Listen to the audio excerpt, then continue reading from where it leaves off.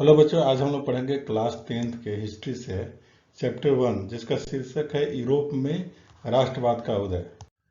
सबसे पहले जानेंगे कि राष्ट्रवाद होता क्या है। अपने राष्ट्र के प्रति प्रेम की भावना को राष्ट्रवाद कहते हैं। राष्ट्रवाद जो एक विचारधारा किसी भी राष्ट्र के सदस्यों में एक साझा पहचान को बढ़ावा देती है, उसे राष्ट्रवाद कहते हैं। राष्ट्रवाद की भावनाओं को स्थापित करने के लिए कई प्रतीकों का सहारा लिया जाता है, जिसमें राष्ट्रीय ध्वज, राष्ट्रीय प्रतीक, राष्ट्रगान इत्यादि शामिल है। अब समझते हैं राष्ट्र क्या होता है। राष्ट्र शब्द जो अंग्रेजी के नेशन शब्द का अनुवाद है। नेशन शब्द लैटिन भाषा के नेसेउ शब्द से लिया जाता है। लैटिन में नेसेउ का शब्द का अर्थ होता है जन्म या जाति। राष्ट्र की परिभाषा के बारे में राजनीतिक विज्ञानों की एक राय नहीं है, सबकी अलग अलग राय है। हम कुछ लॉर्ड ब्राइस के अनुसार राष्ट्र वह राष्ट्रीयता है जिसने अपने आप को स्वतंत्र या स्वतंत्र होने की इच्छा रखने वाली राजनीतिक संस्था के रूप में संगठित कर लिया है। बर्गस के अनुसार राष्ट्र भौगोलिक एकता वाले एक क्षेत्र में निवास करने वाली केवल एक ही नस्ल की जनसंख्या है। 18वीं शताब्दी में कई देश जर्मनी, इटली तथा स्विट्जरलैंड आदि उस रूप में नहीं थे जो आज हमें दिखाई देते हैं।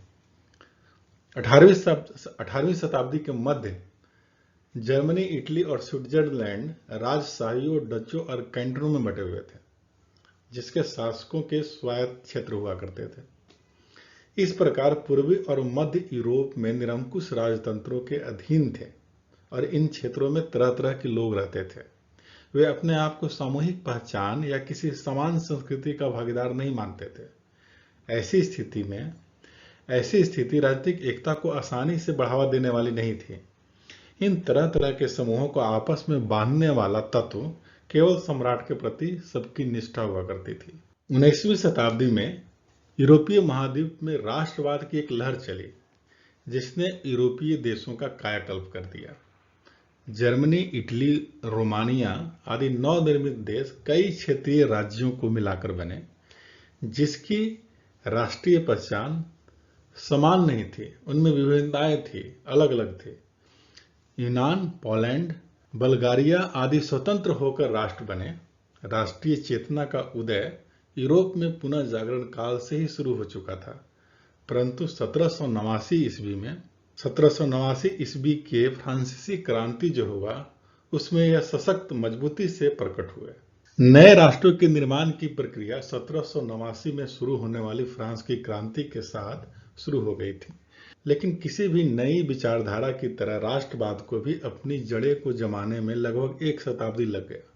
इस लंबी प्रक्रिया के अंतिम चरण में फ्रांस का एक प्रजातांत्रिक देश के रूप में गठन हुआ।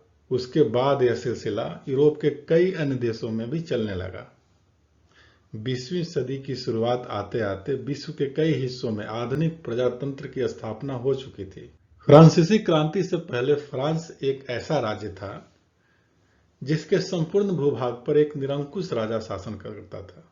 फ्रांसीसी क्रांति का नारा स्वतंत्रता, समानता और विश्व बंधुत्व ने राजनीति को एक अभिजात वर्गीय परिवेश से बाहर कर उसे अखबारों, सड़कों और सर्वसाधारण की वस्तु बना दिया।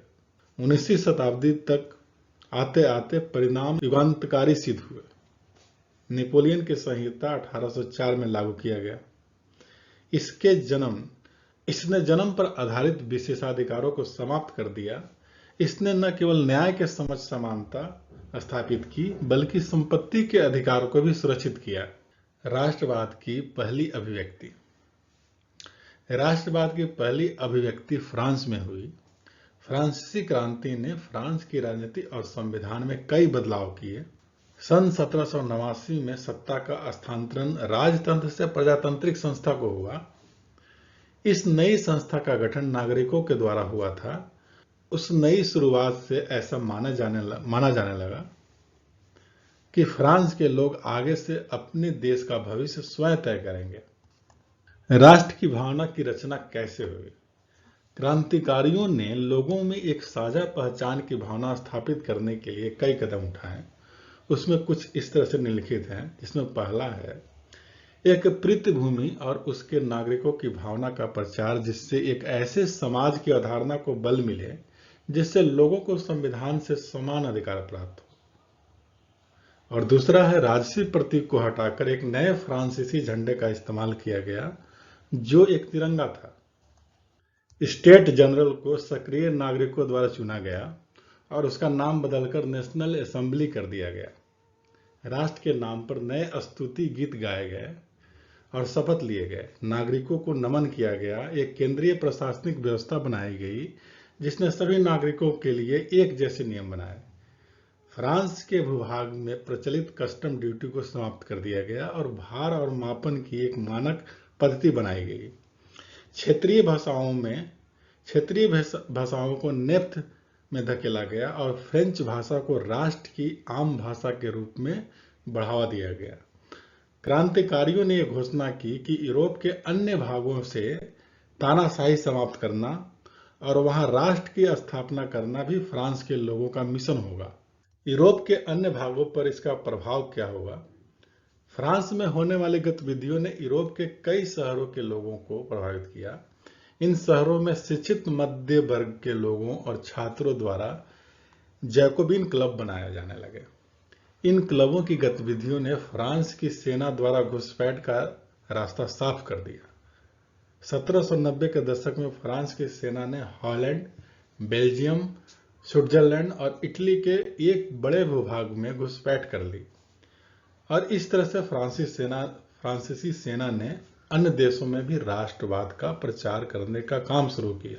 इसी के साथ ये वीडियो खत्म होता है। ये वीडियो आपको कैसा लगा नीचे कमेंट्स बॉक्स में लिख के जरूर बताएं।